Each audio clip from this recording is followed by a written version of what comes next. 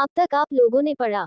दादू की बात सुनकर मन्नत के तो जैसे चेहरे का रंग ही उड़ जाता है। मन्नत मुंह में आए पानी को निकलते हुए अपने मन में बोलते हैं, काशी, अरे ये तो मुझे दूसरे कमरे में भी नहीं जाने देते। काशी कैसे जाने देंगे? आज की बात पर तो वैसे भी गुस्से में है। काशी की बात सुनकर तो कहीं इनका रूट रूप ही बाहर ना आ जाए। महादेव, सारी मुसीबतें एक साथ देना जरूरी है, एक एक करके नहीं दे सकते। अब आगे। फोन पर दादू की आवाज आती है, लाडो, लाडो, क्या हुआ, तू चुप क्यों हो गई लाडो? मन्नत बोलती हैं, दादू सब ठीक तो है ना, आप अचानक ऐसे मुझे काशी बुला रहे हैं? कुछ हुआ है क्या? दादू हल्का हंसते हुए बोलते हैं, अरे बेटा वैसे तो कुछ नहीं हुआ, लेकिन तेरी ममता बुआ यहाँ पर तुझसे मिलने आई हैं। मैंने तो तेरी ममता बुआ को बोला था कि अगर तुझसे मिलना है तो मुंबई जाकर मिल ले, लेकिन मुंबई में तू कहाँ रहती है? ममता को नहीं पता ना। इसीलिए ममता बोल रही थी कि 2 दिन के लिए तू यहाँ जाती। मैंने सोचा, अगर तू आ जाएगी लाडो तो मैं भी तुझसे मिलूंगा। बहुत दिन हो गए तुझे देखे हुए, तेरी बड़ी याद आती है लड़ो। अपने दादू की बात सुनकर मन्नत भी थोड़ी सी इमोशनल हो जाती है और बोलती है, दादू पक्का तो नहीं कहती, लेकिन मैं कोशिश करूंगी आने की। बात करूंगी आपके दामाद जी से, अगर मान गए तो ठीक है, वरना मैं। इतना बोलकर मन चुप हो जाती है और दादू मन्नत की बात समझ जाते हैं तो दादू बोलते हैं, कोई बात नहीं लाडो, अगर दामाद जी बोले तो आ जाना लाडो, और अगर दामाद जी ना करे तो कोई बात नहीं, हम फिर कभी मिलेंगे। थोड़ी देर और अपने दादू से बात करके मन्नत फोन रख देती है और फिर बिस्तर पर बैठ जाती है और बैठे हुए सोचने लगती है, वैसे आजकल कुछ ज्यादा ही लोग नहीं आ रहे मुझसे मिलने के लिए, या फिर मेरी याद सबको आ रही है। मुझे समझ में नहीं आता कि अचानक ही सबको मेरी याद इतनी क्यों आने लगी है। और तो और सबको मुझसे एक साथ मिलना है। पहले नताशा और प्रणाम भैया आ गए, उन्हीं को मुझसे मिलना था, माँ से मिलना था, इसीलिए घर आ गए और हमारे पतिदेव मुंह फुलाकर बैठ गए हैं। अब दादू हमें काशी बुलाना चाहते हैं हमसे मिलने के लिए, वहां पर ममता बुआ भी आ गई है हमसे मिलने के लिए। मन्नत सोचते सोचते इरिटेट हो जाती है और बिस्तर पर बैठकर अपने बाल नोचने लगती है। मन्नत को बहुत गुस्सा आ रहा था। और ऐसे ही शाम हो जाती है। नैना का कमरा। नैना अपने कमरे में फोन पर बात कर रही थी और नर्स से विजय के बारे में पूछ रही थी।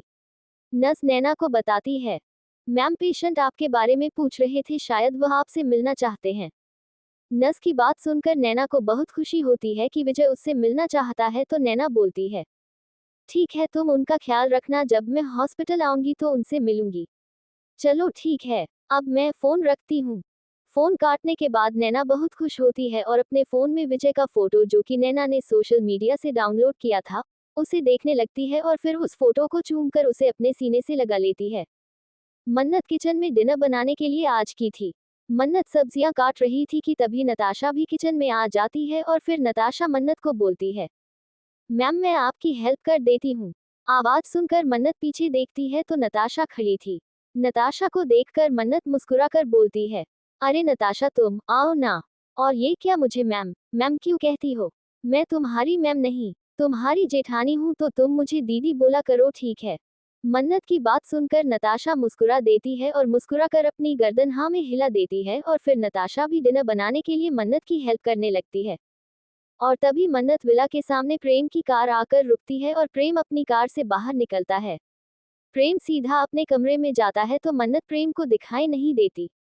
प्रेम समझ जाता है कि शायद मन्नत किचन में खाना बना रही होगी, तो प्रेम वॉशरूम में जाता है और कुछ ही देर में चेंज करके बाहर आना है। प्रेम ने वापस से सिंपल सा एक लोवर और टी शर्ट पहन कर आता है और फिर भी मन्नत से मिलने के लिए सीधा किचन में चला जाता है। प्रेम मन्नत को किचन में काम करते हुए दरवाजे पर खड़ा होकर देखता है। प्रेम दरवाजे से टिकर ही मन्नत को काम करते हुए देखने लगता है। प्रेम के सामने मन्नत की पीठ दिखाई दे रही थी और प्रेम की नज़र मन्नत की पतली सी कमर पर आकर टिक जाती है और प्रेम मन्नत की पतली कमर को छुए बिना नहीं रह पाता।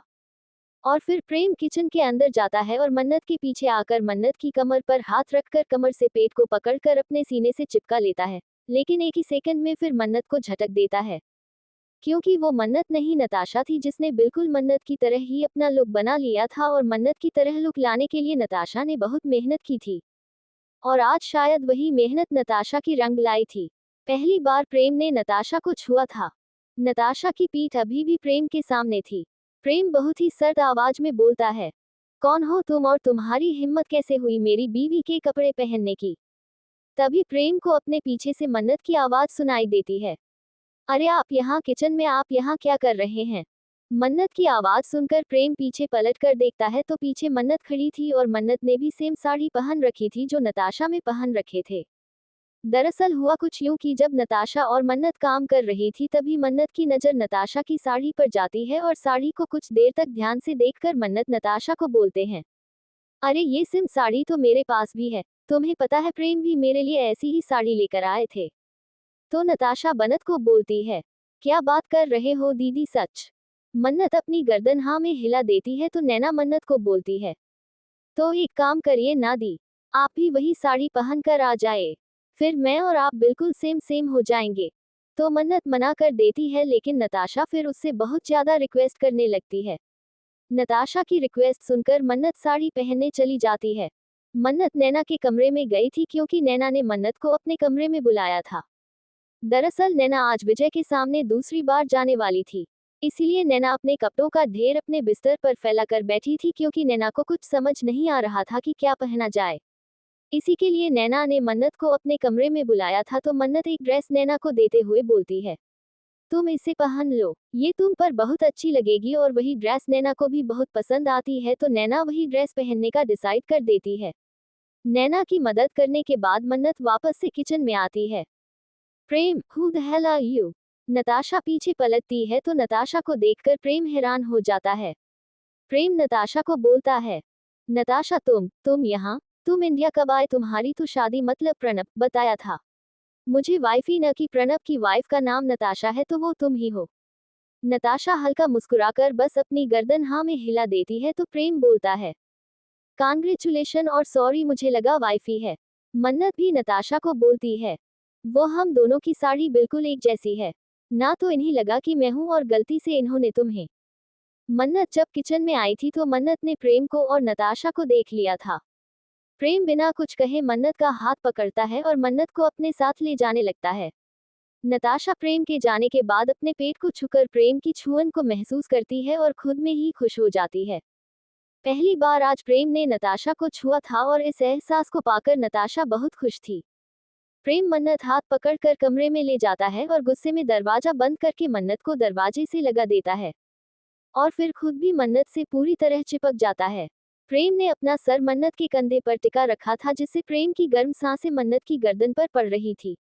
प्रेम मन्नत की खुशबू को अपने अंदर लेते हुए अपने गुस्से को शांत कर रहा था। प्रेम मन्नत से अलग होता है और मन्नत का पल्लू पकड़कर उसे खींच देता है। अपनी साड़ी पकड़कर प्रेम को हैरान नजरों से देखते हुए होती है, ये आप क्या कर रहे हो? प्रेम एक और झटके से मन्नत की साड़ी को खींचता है जिससे मन्नत घूम जाती है और प्रेम गुस्से में बोलता है, आज के बाद तुम ये साड़ी कभी नहीं पहनोगी। इतना बोलकर प्रेम मन्नत की साड़ी को गुस्से में मन्नत के जिस्म से अलग कर देता है। मन्नत प्रेम को जितना समझने की कोशिश करती थी, प्रेम एक नया रूप दिखाकर मन्नत को असमंजस में डाल देता था। मन्नत असमंजस और हैरानी से प्रेम को देख रही थी।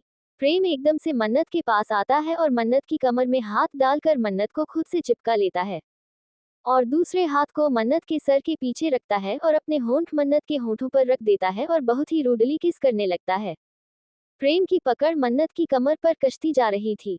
प्रेम ने मन्नत को इतना टाइट पकड़ा था कि मन्नत की कमर पर प्रेम की उंगलियों के निशान बन गए थे और दूसरी तरफ मन्नत के होठों को अपने मुंह में भरकर उन्हें जोर से शक कर रहा था, स्मूच कर रहा था और फिर मन्नत के होठों को चबाने लगता है।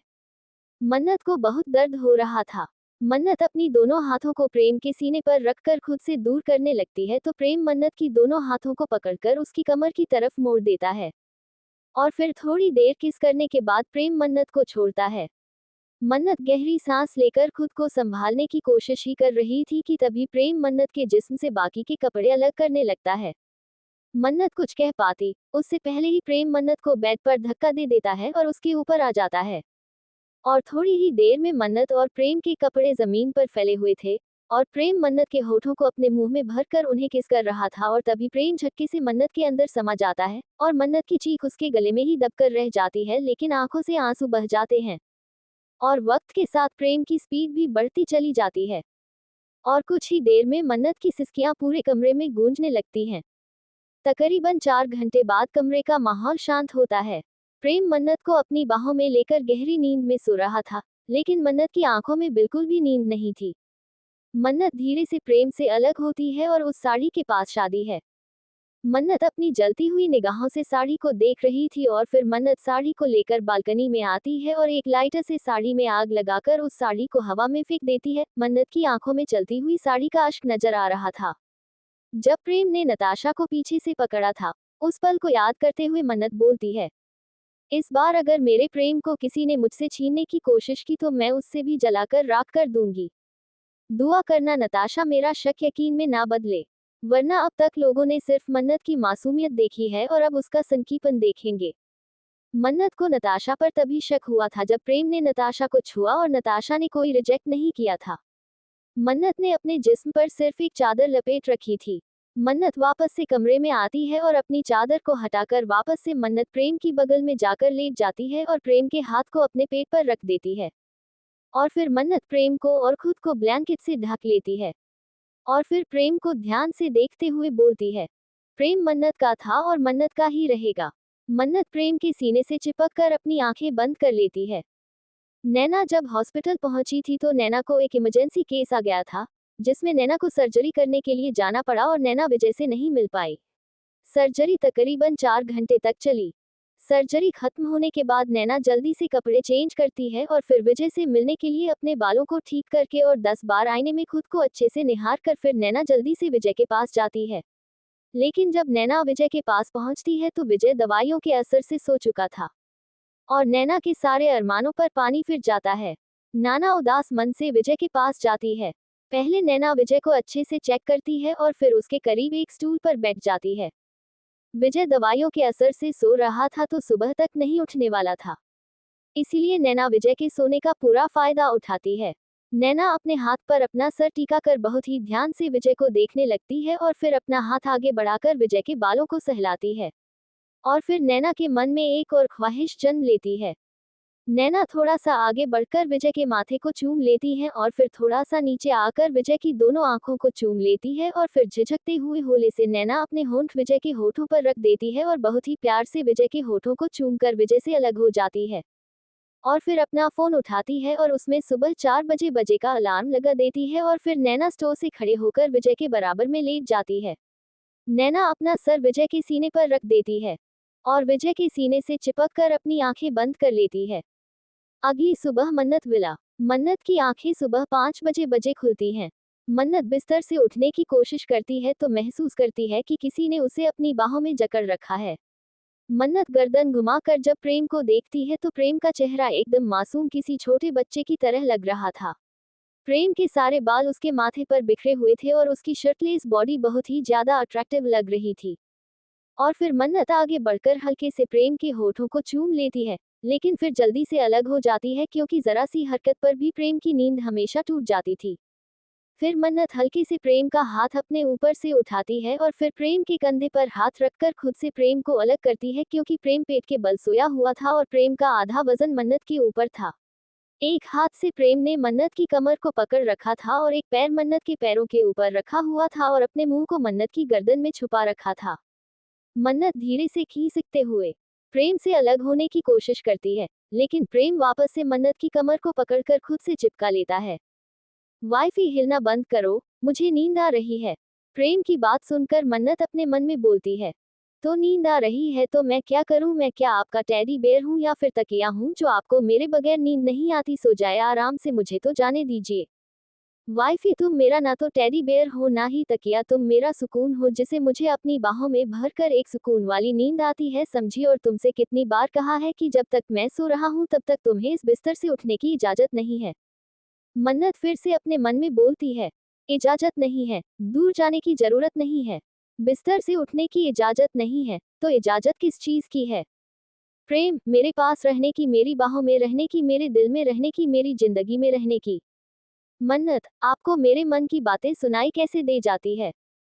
प्रेम, क्योंकि जब भी तुम कुछ मन में बोलती हो ना तो अजीब अजीब से मुंह बनाती हो और तुम्हारे चेहरे से साफ पता चल जाता है कि तुम अपने मन में क्या बोल रहे हो, समझी वाइफी?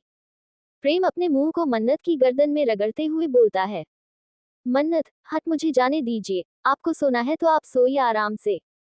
लेकिन प्रेम मन्नत से 1 इंच भी दूर नहीं होता, बल्कि मन्नत को और अपनी बाहों में जकड़ते हुए बोलता है, नहीं वाइफी, मुझे नींद आ रही है और तुम भी मेरे साथ ही अभी और सोगी।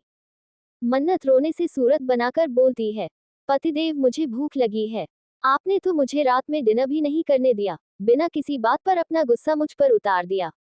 मेरी तो कोई गलती भी नहीं थी। मन्नत की बात सुनकर प्रेम की पकड़ मन्नत की कमर पर और भी ज्यादा टाइट हो जाती है और मन्नत को अपनी कमर पर दर्द होने लगता है। और प्रेम अपनी सर्द आवाज में मन्नत को बोलता है, गलती है वाइफी, गलती है। तुम्हारी गलती ये है कि तुमने अभी तक उन सभी को हमारे घर में रखा हुआ है। तुम उन्हें साफ साफ बोल सकती थी कि मुझे उनका इस घर में रहना पसंद नहीं, तो वह लोग इस घर से चले जाते। इतना बोलकर प्रेम मन्नत से अलग होता है और मन्नत को अपनी बाहों में उठाकर वॉशरूम में ले जाता है। करीबन आधे घंटे बाद प्रेम और मन्नत दोनों ही शावर लेकर वॉशरूम से बाहर आते हैं। मन्नत ने बाथरोब पहना हुआ था और प्रेम ने अपनी कमर पर टॉवल लपेटा हुआ था। दूसरी तरफ हॉस्पिटल में नैना ने अपने फोन पर अलार्म तो लगा लिया था, लेकिन अलार्म को एक्टिवेट करना भूल गई थी और इसीलिए फोन का अलार्म बजा ही नहीं था। और नैना अभी भी विजय की बाहों में सो रही थी और विजय ने भी नींद में नैना को अपनी बाहों में भर लिया था। दोनों ही इस वक्त नींद की आगोश में थे। और फिर थोड़ी ही देर बाद विजय की आंख खुल जाती है। विजय हल्का सा हिलने की कोशिश करता है तो विजय को अपने शरीर पर किसी का मुलायम मखमली सा एहसास होता है। और जब विजय अपनी नजरें नीचे करके देखता है तो नैना उसके सीने से चिपक कर सो रही थी और नैना को अपने इतने करीब देखकर विजय हैरान हो जाता है। विजय को कुछ समझ नहीं आ रहा था कि नैना उसके इतना करीब कैसे है। नैना उसकी करीब आई कब? विजय इसी सोच में कहीं घूम था कि तभी विजय को नैना की हलचल महसूस होती है, तो विजय अपनी आंखें बंद करके वैसे ही सोने का नाटक करता है। नैना अपनी आंखें खोलते हैं तो विजय का चेहरा नैना की आंखों के सामने होता है। नैना विजय के सीने के ऊपर अपना सर रखकर बहुत ही प्यार से विजय को देखती है। नैना को लगता है कि विजय अभी भी सो रहा है, लेकिन नैना को नहीं पता था कि विजय तो कब का जाग चुका है। नैना विजय से थोड़ा सा ऊपर उठती है और फिर आगे बढ़कर हल्के से विजय के होठों को चूम लेती है और फिर विजय से अलग होकर अपना फोन देखती है, जिसमें 6:30 बज रहे थे। समय को देखकर नैना की आंखें हैरानी से बड़ी हो जाती हैं और नैना जल्दी से विजय से अलग होकर बिस्तर से उठ जाती है। और फिर मैं ना अपने आप को ठीक करती है। नैना अंदर ही अंदर भगवान का शुक्रिया अदा कर रही थी कि विजय अभी तक सो रहा है और कोई नर्स भी अभी तक विजय को देखने के लिए नहीं आई। नैना अपने मन में बोल ही रही थी कि तभी एक नर्स रूम में आती है और डॉक्टर नैना को देखकर उन्हें ग्रीट करती है। फिर विजय को देखकर थोड़ा हैरानी से बोलती है, अरे आज ये इतनी देर तक कैसे सो रहे हैं? ये तो सुबह जल्दी उठ जाते हैं। आज इतनी देर तक कैसे सोते रह गए? फिर नर्स कुछ सोचकर बोलती है, शायद दवाइयों का असर है इसलिए अभी तक सो रहे हैं, वरना कल इन्होंने मुझे बताया था कि ये सुबह जल्दी उठ जाते हैं। नर्स बोलती है, ठीक है मैम, आप चेक कर लीजिए और फिर आप घर चले जाएगा। आपकी तो शिफ्ट खत्म हो गई है। डॉक्टर की बात सुनकर नैना थोड़ा डर गई थी और अब विजय को छूते हुए नैना के हाथ कांप रहे थे और विजय इस बात को महसूस कर रहा था। विजय को अच्छे से चेक करने के बाद नैना नर्स को बोलती है, ये ठीक है, इन्हें समय पर दवाई दे देना और इनका अच्छे से ख्याल रखना। इतना बोलकर नैना एक नज़र विजय को देखती है और फिर वहां से चली जाती है। नर्स भी नैना के पीछे पीछे ही चली जाती है। नैना नर्स से पूछती है, पेशेंट्स के पेरेंट्स कहाँ हैं? क्या वो अभी तक आए नहीं? नैना जानती थी कि विजय के पेरेंट्स हॉस्पिटल में नहीं है, इसीलिए तो नैना को आज मौका मिला था विजय के साथ सोने का, क्योंकि नर्स ने नैना को बताया था कि विजय ने जबरदस्ती अपने पेरेंट्स को आराम करने के लिए उन्हें घर भेज दिया है और सुबह को आने के लिए बोला है। नर्स नैना को बताती है, नहीं मैडम, अभी तो पेशेंट के पेरेंट्स नहीं आए हैं, पर शायद थोड़ी ही देर में आ जाएंगे। नैना भी अपनी गर्दन हाँ में हिलाकर हॉस्पिटल से घर के लिए चली जाती है। नैना के जाते ही विजय अपनी आंखें खोल देता है और असमंजस से नैना को जाते हुए देखता है। नैना तो चली गई थी, लेकिन विजय को एक बहुत बड़ी दुविधा में छोड़ गई थी। मन्नत विला। मन्नत ब्लू कलर की साड़ी पहनकर किचन में आती है। नताशा पहले से ही किचन में थी। मन्नत प्रेम के लिए कॉफी बनाने लगती है, लेकिन तभी नताशा मन्नत के पास आती है और उससे गुड मॉर्निंग विश करती है। नताशा, दीदी मैंने सर के लिए कॉफी बना दी है। नताशा की बात सुनकर मन्नत के चलते हुए हाथ रुक जाते हैं और अंदर एक आग सी लग जाती है। लेकिन फिर मन्नत मुस्कुरा कर बोलती है, अरे वाह, ये तो बहुत अच्छी बात है। एक काम करो, प्रेम डाइनिंग टेबल पर ही बैठे हैं, तुम ये कॉफी उन्हें दे आओ।